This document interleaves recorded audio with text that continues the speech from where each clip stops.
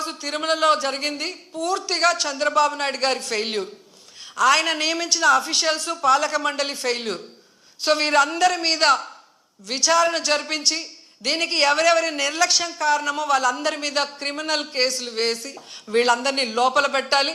ముందు వీళ్ళందరితో రాజీనామా చేయించాలని కూడా డిమాండ్ చేస్తున్నాం.